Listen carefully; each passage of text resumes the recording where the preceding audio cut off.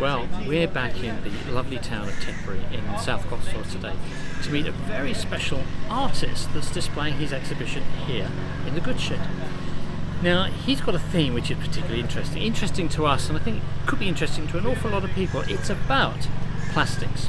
Now, plastics have been on this planet for about 80 years now, and I think it was the US that got really passionate about making things out of plastic, telling the housewives how useful plastic is, in that it can be used in the kitchen and then just thrown away. And there's part of the problem. Plastics today is everywhere. It's in our kitchens, it's in our bathrooms, bedrooms, it's in our garages, it's in our cars, it's in our offices, it's literally everywhere. And what people think is that most of this gets recycled. Well, the truth is, it doesn't. Much of it goes into landfill, and that escapes landfill actually finds its way into watercourses. From watercourses, it gets into the ocean. And that's where this story, with this gentleman, this artist of plastic, comes into play. Now, we're going to go inside now and meet the artist. Come on in, let's see what he's got to say.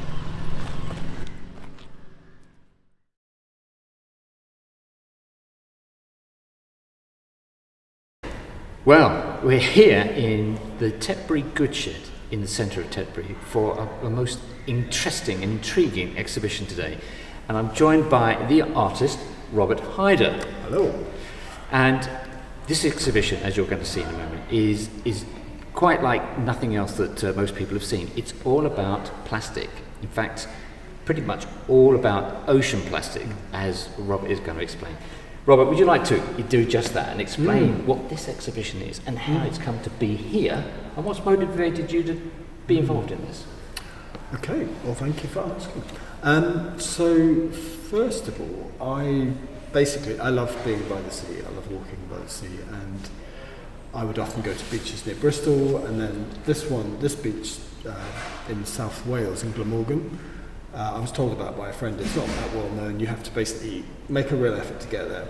So what I found was happening, I was walking on the beach, usually with my son, and he'd be like, "Oh, Dad, you can't keep picking up plastic." And I was sort of like, "But I can't stop." You know, it was almost a bit unhealthy, it felt like, and I didn't quite know what to do with it at first. But gradually I started to see, because my background is in art, amongst other things, and I started to see it as a sort of palette. These objects started to almost like suggest themselves. I mean, this is a good example. This is very recent. This was from last week in South Wales. And this almost put itself together when I was taking it up from the beach. I guess the honest answer is there was a sense of distress, I felt. It was this Freudian notion, I don't know if you've read about the uncanny. So this idea that a familiar object in an unfamiliar setting, and yet everyone else on the beach seemed to be just happily going about their business, walking their dogs. You know, that's what people do, because I think we're an adaptive species, aren't we? We're very good at kind of getting used to things, going, I don't like that, so I'll look that way instead. And I'm not making myself out to be some kind of saint or hero, but I just could not do that. And because the piece is actually fascinated me, so it's a mixture of the distress, kind of artistic fascination, because things go through a metamorphosis in the sea. The sea, as you know, does things to the plastic. So then to jump to a question about why here, I live in Stroud, and one day I just thought, I've heard about this place called the Good Shed, fancy a change, came here, I was just sitting at a table, I saw a guy talking to somebody, I thought, I could have an exhibition here. Cut a long story short, I emailed them, sent a few photos, and then Fiona, who you met, who I call the curator of this space, and Joe, who does the hanging, were really enthused. So we had about 9-10 months of planning. So that's the story really of how it came to be here. Wow, okay. It's quite a long story, isn't it? So shall I call it an obsession right now? Yeah, a creative obsession. When did this creative obsession actually begin with you? Well, the first time I ever did anything with plastic, which I discovered when I was putting together this exhibition, was on a trip for my 50th birthday to the Azores. And I just remember being on a beach, this beautiful black volcanic beach, and seeing all the plastic. And at that point, I don't remember thinking, oh, this is terrible. Of course, that was probably there. It's like, but I think we are accustomed to it. We're accustomed to so much that's wrong in our environments. That, again, a coping mechanism is just to kind of normalise it. And so I just made something. But really, I guess this project, in its fullness, began about 6 years ago. Right. And where do you think this project might take you? Have you any idea about what could happen here? I mean, when I first started, because when I did my art degree in the 90s, I got very interested in public art and protest art and basically art as an activism. And in fact, there's a term that you probably have come across called artivism, which came from Los Angeles, I think, in the 90s. Yeah. So I've always been interested in that. One of the things I thought was, wouldn't it be great on this beach to get a big group of people, I don't know, it's just an idea, to make something on the beach, get a collaboration. I don't know what you'd then do with it. That's the thing. So I have been on the beach with a friend, and we hauled these big bags up, and it felt like kind of ancient hunters with this big stick and these huge bags of plastic hanging, because you have to walk a good half hour to get from this beach to the parking. I mean, there's the kind of more 20th century idea of what an artist could be like. You know, Damien Hirst, who also lives locally. I could big myself up and say, right, I'm going to be the next Damien Hirst and look at my amazing art. And again, I'm not trying to make anybody wrong, but I think it's more about what you've already spoken about, David, about connecting. And the opening night here really made me think that people are really hungry for some kind of way or ways to express the frustration, the rage, the grief, the impotence that a lot of people feel. You know, I don't think people have that much faith in the systems anymore. Correct. So people are taking things into their own hands, and what this I found brings us a lot of questions. So on the opening night, somebody said, do you think all plastic is bad? Somebody else then said, isn't microplastic the big problem? To which I responded, well, they're all problems, and this is how I'm responding to it. If these are your responses, great, you know, go for it. Do something with it. You know, I don't know how you'd get microplastics out of the sea. And to put it really bluntly, it's not that I'm not interested, but I think there's something about following your passion as well. You know, rather than going, oh, I should be doing this. It's like, well, this is what fascinates me. You know, making weird dogs in circles and all of these things. So I can't do anything other than be me, but meeting with other people who want to be them, that's great. So somebody else suggested there's a project in Stroud to give the River Severn legal rights through the whole Ecocide umbrella.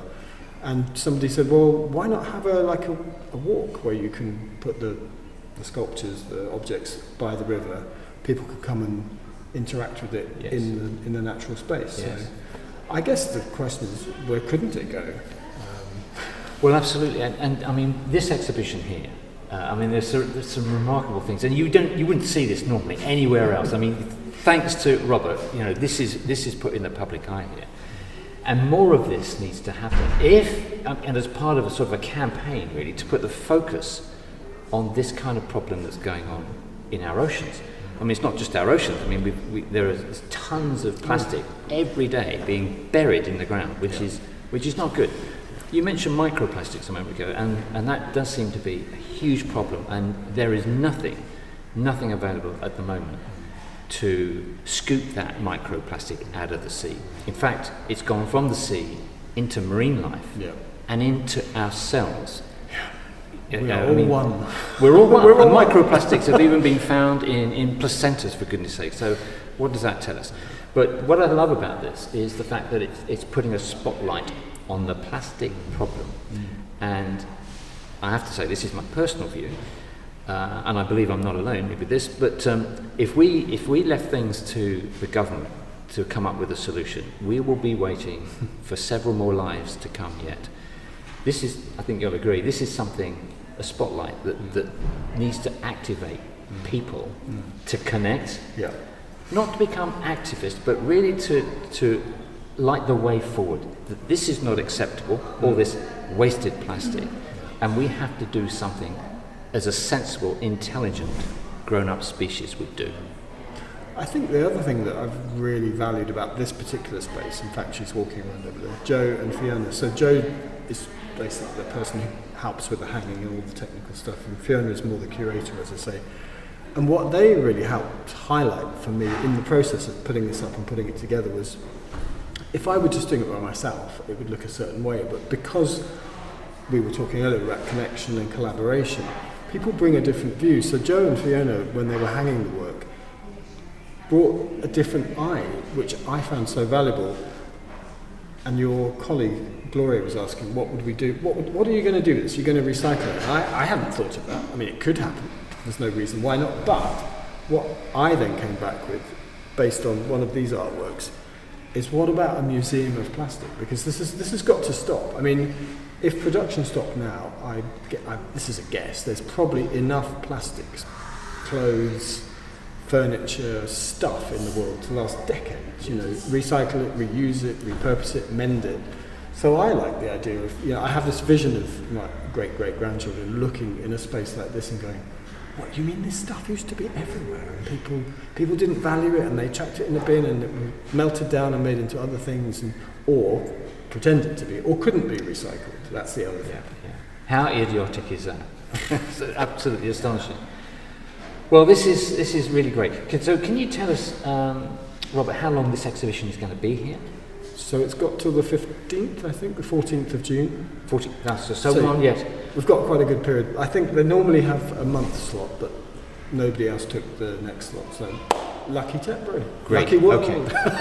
Well, the interesting thing is, from our point of view, is that there's lots of interesting things happening around this subject of plastic and pollution of the oceans. I mean, we're blessed to have, in a sense, the director of a major film, The Blue Whale, actually based in Tetbury, which is fantastic. And we're going to have links in various places to that film, but also other films about plastic, what's happening about plastic, what's not happening about plastic, what we should be doing about plastic. But we at least start to think about plastic, because our children and our grandchildren are going to be looking at us as being the cause of certain problems in the world. What did you do? What did you do? So there we are. And now, Robert, you've got a very interesting short film, haven't you, about your collection on the beach in Glamorgan? Yeah. Okay, we're going to attach that to the video, so you're going to see that coming up very shortly. But it's been a great pleasure to meet you, Robert. Thank you. Thank you for your time. Thank you. And can we wish you every success with getting this theme of art in plastics, hopefully around the world, because people need to wake up to this situation, and wake up to art and the message that art can convey. Wake up and smell the plastic. Yeah. And thank you to COWS. Yes, well, COWS, this is a relatively new website. Well, it is a brand new website, in actual fact, which Connect M3 is collaborating with from a media point of view and other ways too. But there'll be a link to that website, which translates into Change Our World Society. So that's going to be loaded with a number of very fascinating things coming in time. But it begins with the problem of plastics in the ocean. So our meeting today and this interview could not be more timely. So, Robert, again, thank you very much for your time. Thank you. I'm David Charles for Connect M3, and we look forward to seeing you again, talking about something else in Tetbury, I expect, very soon. Thank you.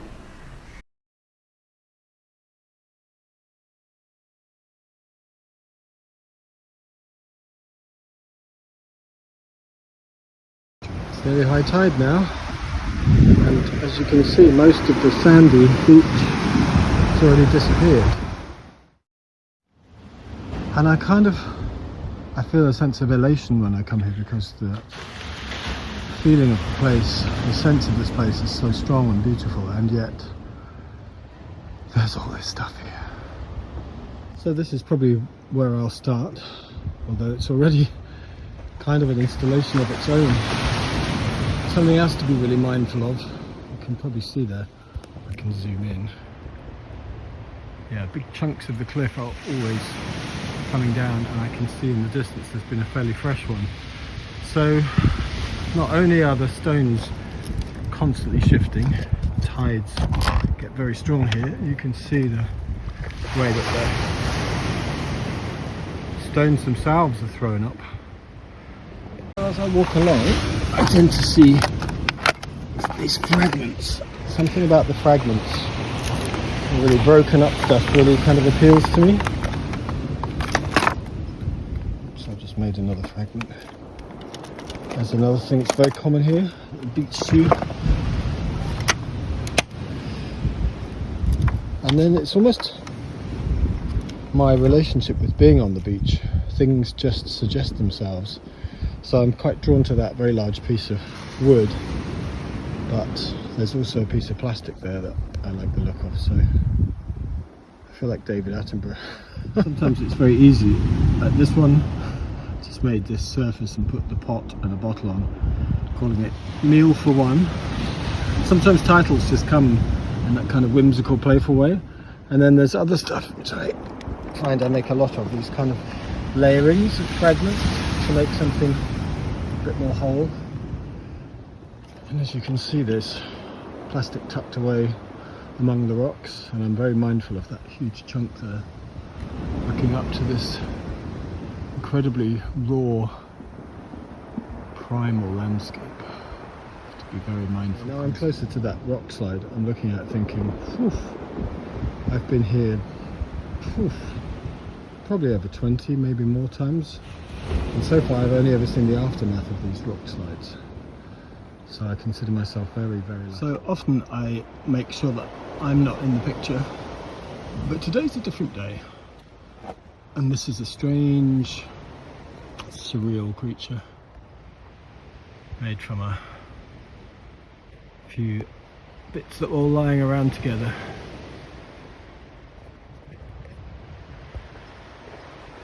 I guess in a way these are all kind of finished installations, pop-ups if you like, and sketches.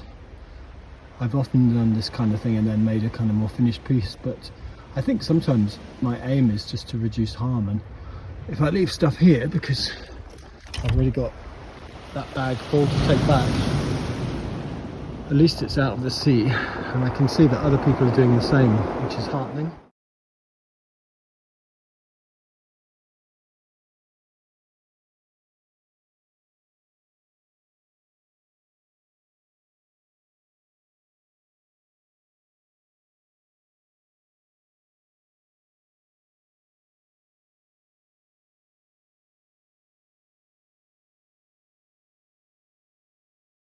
So it's time to say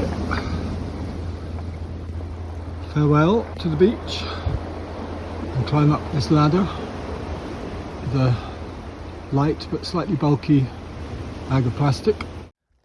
So this is the departure bag of water, bits and bobs in here. A relatively light bouteille of stuff from the beach, but actually it's been a very different day. I've really enjoyed the process of actually exploring, and it makes me examine even more closely how I operate here, because normally it's just been me. A couple of times I've been with people, but yeah, really powerful.